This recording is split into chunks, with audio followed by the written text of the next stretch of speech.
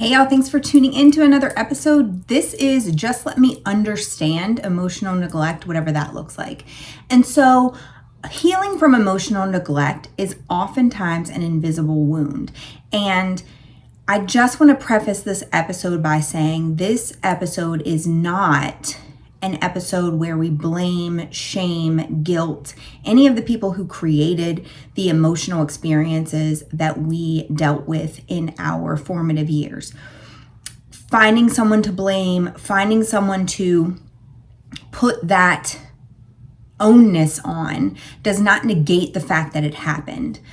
Understanding that two things can be true at the same time. You can feel emotionally neglected while your caregivers or the people who were in that space with you, who created this emotional issue for you, were doing the best they had with what they had. Oftentimes, people are dealing with their own emotional neglect, their own emotional unawareness, their own emotional unavailability. And while they're dealing with that and they're in an unhealthy space, they pass that on to the people that they're caring for or the people that they're in relationship with. Is it excusable? No. Is it forgivable? Of course. It doesn't mean that there is nothing is wrong with you for placing accountability on the people who did it. Nothing is also wrong with saying there's an accountability here, and I know that the person is inherently sorry for what they've done, and so we can forgive and we can move on past this. There's also the space that we hold for the fact that that person isn't taking accountability, they're not recognizing wrongdoing, and so we can say this happened, and we can hold space for the fact that they have some healing that they need to do themselves. When we're talking about our own emotional neglect, it's talking about really understanding why it exists, what it's causing you to do, and how you can move on, even understanding that the neglect happened. Because what happens oftentimes is we walk through these adult experiences very unclear of why we do the things we do. And we really want to stop doing some of the things that we're doing. But until we understand the reason that it exists in the first place, it's really hard to correct the behavior, to correct the emotional instability, to correct the way that we walk and move in the world if we don't really know what seed was planted in the first place that made that sort of weed grow.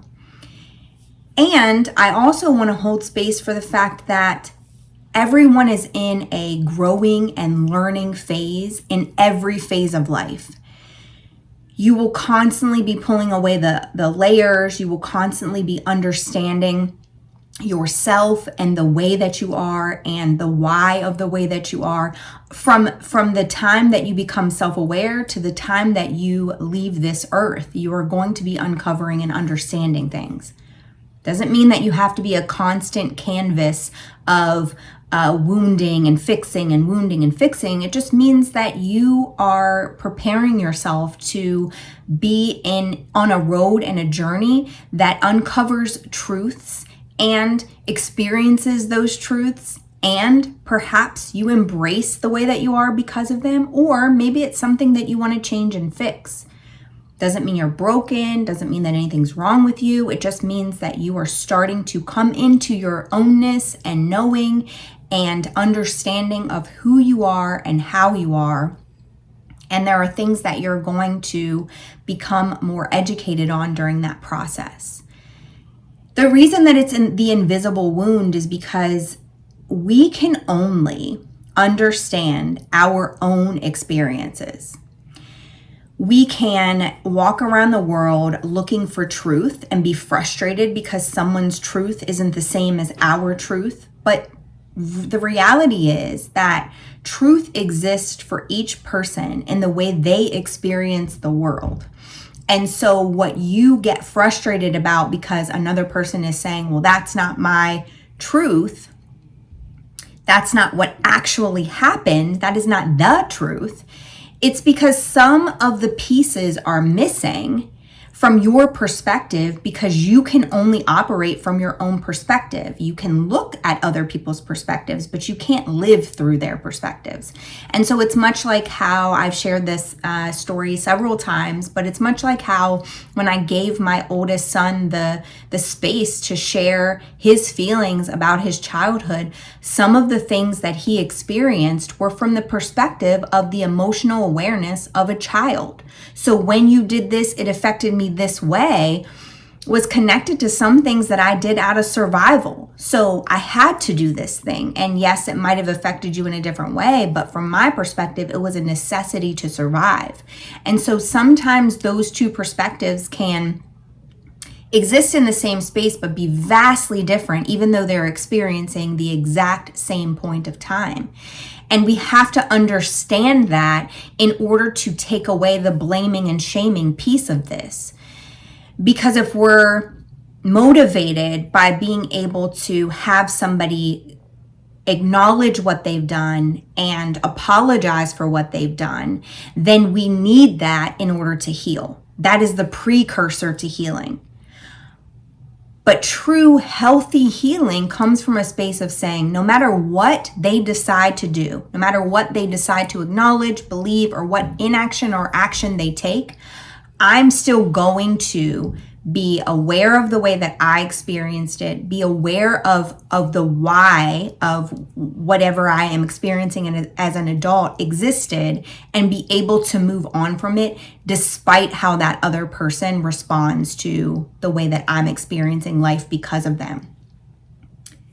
But emotional neglect exists. It may exist for reasons that that person just is a heartless individual and they don't care. And then on the very other end of the spectrum, it can exist because they just didn't have the capacity at which to do certain things, because they were working all the time, or they were too entrenched in the relationship they were in because it was an abusive one, or they were so busy trying to take care of your physical needs that they didn't necessarily place so much emphasis on your emotional needs. Whatever the reason it exists for all of us. There are some spaces in our lives where we had hoped for something that we didn't get. Sometimes that can exist because we romanticize a situation. We have this vision in our head of what a perfect parent looks like, what a perfect caregiver looks like, what a perfect sibling bond looks like. And when that doesn't happen for us, we feel neglected by it. And sometimes it exists because we are in the circumstance where the person just isn't doing their very best because of whatever reason they have for that. But the neglect leaves us feeling unseen. It leaves us feeling emotionally disconnected. And we really have to explore how that neglect shapes our identity, how it shapes our relationships, and how healing can begin when we learn to reconnect to our own emotions without needing anything from the outside world beyond you understanding and God helping to heal in those spaces. So, what does emotional neglect look like, and what does the research say? Well, emotional neglect occurs when emotional needs are consistently unmet. So we're not talking about the one time when your mom didn't say the right thing after a soccer game. We're talking about a consistent pattern of unmet needs. And there's tons of research on this, because the reality of this situation is that much of what adults do is connected to the neglect that they received when they were in childhood spaces. So psychologist Jonice Webb describes emotional neglect as what didn't happen in childhood. So it is a lack of something that creates a healthy child, and that thing doesn't happen. So a lack of emotional validation, a lack of guidance, even a lack of correction can be and feel and manifest as emotional neglect in adults. And emotional neglect, again, is often that invisible space because nothing dramatic may have occurred, but there was just this consistent longing for something that wasn't being given to you. And think of it like this, if you're wrestling with, was it actually neglect? Think of it like this. It is easy to connect it to what physical neglect looks like. So when you're thinking about neglect, and when you're thinking about neglect in a childhood space, if you're consistently not fed, then you're being neglected.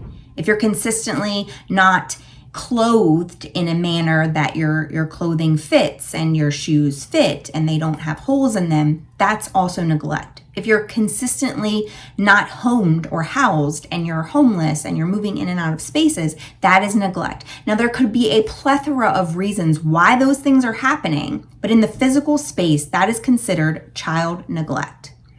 Now flip it on its head and think about the emotional part of it. There are emotional needs that every child and adult has. And those emotional needs are to be cared for, to be loved, to be seen, to be heard. And when those things aren't happening, whether it's for cultural reasons, whether it's because that person was never given it, so they don't know how to give it out themselves, whatever the case may be, when you are ignored emotionally, that is emotional neglect. And it may not feel dramatic, but it's consistent. And that's how you're able to really understand it. I've told you oftentimes about how a lot of my current concerns and a lot of my current patterns that show up are a result of feeling silenced when I was a kid. So no one wants to hear what I have to say. They laugh when I talk. They don't think that what I have to say is important. Now, to them, it may have just been something completely different. But to me, it was a very strong representation that I was needing to be silenced because these people felt burdened by my voice. And that was not something dramatic that occurred. It was just something that I experienced over time that made me have that feeling of you're too loud, but you're also not enough at the same time because they would accept you more if you were. So when you find those things inside of yourself, that's when you start to notice when your emotions maybe weren't met the way that you had hoped they would be. And emotional neglect starts to and builds a space to affect your emotional awareness. Because when you've experienced emotional neglect, then you often struggle with even identifying your emotions in the first place, expressing any feelings that you have, trusting your needs, because you are used to love looking like you being void of emotions. So how would you ever be able to identify them when your emotions have been a burden? You not being able to share how you feel because it's going to inconvenience something else. So why would you be able to express feelings in a healthy way if your feelings were never allowed to be in the space that you were in when you were in your earliest formative years? How will you ever be able to trust your needs when you are always using somebody else's reaction as a litmus test for what you need and what you should be able to do? So when you are emotionally neglected, your emotional awareness is literally stifled, left stagnant, because in order for you to feel an emotion, somebody has to validate it. In order for you to express a feeling, somebody has to approve of it. And in order for you to trust your needs, somebody else has to be giving them to you at the same time. So, or to distrust your needs, somebody else has to be giving them to you instead of you being able to express them. So those things exist because of the way that you experience them in childhood. Now, somebody who's been given a healthy childhood will be able to identify their emotions because they will have been encouraged to express them. What are you feeling right now? Are you frustrated? Are you mad? Are you sad? What is it that you're feeling? This is what I do with my kids. Like, you seem mad, but is that actually what you're feeling? And then to get them to express their feelings, I have to hold space for the fact that they could be mad at me. They could be frustrated because of something that I'm not doing, but I give them space to express their feelings. Now, feelings aren't facts. We talk about that often. You can identify your emotion, you can express how you're feeling, and we can work around why that's existing, but it doesn't mean that it's fact. But when you're a kid and you're told none of that is okay, then you don't even know what emotions there are. You know anger and you know sadness and you know joy because you're allowed to feel those. Maybe not at people, but those are the permissible emotions. And then you don't know how to express your feelings because nobody's listening anyway, right? But now as an adult, you have to be able to not only trust your needs, but identify them. And you can't identify your needs if you need someone else to tell you what you need. And you can't identify your needs if you're not able to understand your emotions and express your feelings freely. So when your emotions were ignored growing up, you're going to learn to ignore them yourselves. Because if it was not modeled for you how to emote, then it's going to be really difficult to do it when you haven't seen the example. So you have to teach yourself how. And the other piece of this, which doesn't just affect you, but it affects every relationship you're in, every person that you are in or that you're interconnected to, emotional neglect can create chronic emptiness. And think of it like an unfillable hole. So you may not understand what's missing, but you know something is. And even when the people around you love you immensely, it doesn't feel good enough because there's this hole that can't be filled. And the hole exists because some piece of you knows that you were neglected in some way.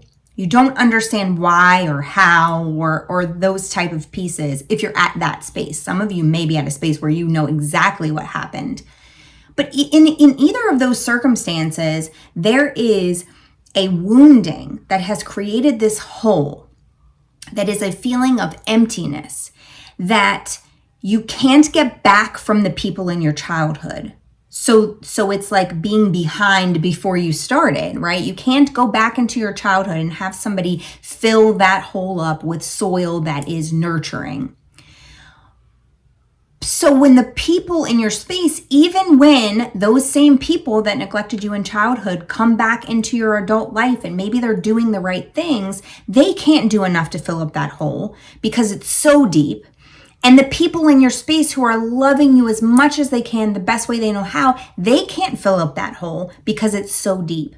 And so what you start to do is to place all of these expectations on other people to fill up that void that was left by neglect, that emptiness that you feel. And then you start to push people away because they never feel like they can do enough. Because you haven't accepted why that emptiness exists, and you haven't healed the pieces of you that are holding on to that empty space. The research really shows that emotional neglect can lead to heightened feelings of disconnection, of loneliness, of a lack of identity. All of those are connected to the things that you didn't get in childhood. If you feel disconnected from people, it's because disconnection kept you safe then, and now you don't know how to connect. If you feel loneliness, it's because you were lonely then, and the disconnection creates the feeling of loneliness. So even when you're around people, you don't really feel connected to them ultimately because you don't know how to be who you are with feelings and emotions and needs, because all of those things were silenced before. So it feels lonely in that space. Nobody understands you. Nobody sees you, right? And you have a lack of identity because for decades, somebody else was telling you who you were and how you needed to be. And so the absence of this emotional nurturing leaves you with these internal gaps. And if you're not careful, you can place expectation on people in your present space to fill those internal gaps, and they will get exhausted trying to fill those gaps and heal a wound that they never created. And so those people will want to leave. Those people will be pushed away because your expectations for them are just too much because you haven't dealt with what created that internal gap in the first place. But healing involves emotional awareness. And we can heal and we can become emotionally aware. So if you're in that space where you have that internal gap, there is hope It just takes a little bit of work and a lot of bit of prayer to make it happen, because you can learn emotional language. You can learn what the emotions are, what you're actually feeling. You can practice self-compassion. You can say, I understand why you're feeling that thing. And you can develop supportive relationships, because supportive relationships will be the people that you can trust to tell you, hey, you're placing a high expectation on me for something that was never mine in the first place. Or, hey, I see that you seem to be frustrated or angry. Do you want to talk about it? Supportive relationships will allow for space for those things to happen. So if you're dealing with emotional neglect, you are just in the lucky space of starting to learn to give yourself care that you didn't receive from other people. So many people will minimize their emotional neglect because they don't want those childhood people to be responsible, because they feel like their childhood looked normal, because they feel like it's not that big of a deal to bring it up now. But your emotional needs are just as important as your physical needs. They were then and they are now. So some practical tools for this are, just ask yourself this question: what emotions did I feel most today? Because when you are able to name the emotion, to hold space for the emotion, to explain the emotion, then you're starting to learn emotional awareness. And emotional awareness is as simple as simply noticing. You don't have to understand what to do next. You don't have to develop a plan. You can just say, right now, I feel frustrated. If you remember, back when I didn't get the job and I was telling you that I was only sharing the emotion because there was no solution yet. And I know that not getting the job feels like it's not really connected to this, but it is. Because what I found in that space was that the heightened feeling of not being enough was directly correlated and corresponding to the childhood feeling of not being enough. And then feeling like, why am I never chosen? And then feeling like, God, do you even see me? Because I feel like you're not even choosing me for this. Like, throw a girl a bone here, right? And so all of those things were connected. And I had to be very aware to be able to say, I am sad, I am frustrated, and I'm feeling neglected in this space because I feel like I've done everything right, and yet I'm still not getting the thing that would have made my life easier. Now, I will tell you that I've grown past that thinking astronomically, and it was only a month ago, because I sat with the emotion and I tried to understand, where did it come from? What am I connecting it to? Because when we are able to recognize our emotional neglect, we are able to get to the root of our wounds. And then, and only then, are we able to actually unlearn what we learned then and fill it with nurturing and loving and kindness from somebody who loves us the way that we should have been loved before, from ourselves and from God. And we can fill that space of neglect with encouragement, with adoration, and with just genuine love for ourselves. And we can white knuckle it with behaviors. We can say, I'm no longer going to do this thing. I'm no longer going to think this thing. But eventually, when we're exhausted, we fall back into the old patterns of thinking and the old ways of behaving. And so we have to find out what the core of that wound is so that we can address that, so that we can give ourselves self-compassion for that, and so that we can start to really understand the wound so that we can heal it. Once the wound starts healing, then the behaviors and the thinking will change shortly after. So I hope this video resonated with you. I know we were talking about some really deep things, but I have learned over the course of this certification in mental health coaching and from just going through therapy and dealing with just people in general with mental health concerns, that the deeper we go, the more healed we can become. Because if we're only dealing with the surface level and we're not getting to the root of why these things are happening, then it looks good on the outside, but it still exists so deeply within us. And my hope is that these videos can help you to just get a little piece of what you might need to be on your healing journey. I hope that this video did that for you, and I hope that you will share it. Follow me on all social media sites, like and subscribe to my channel for more content. And remember that knowledge gained and kept to yourself is selfish, but knowledge shared with the world could just be the catalyst for change that someone needs to break free from the bondage that they're in. Thank you guys for tuning in, and I'll see you again next time.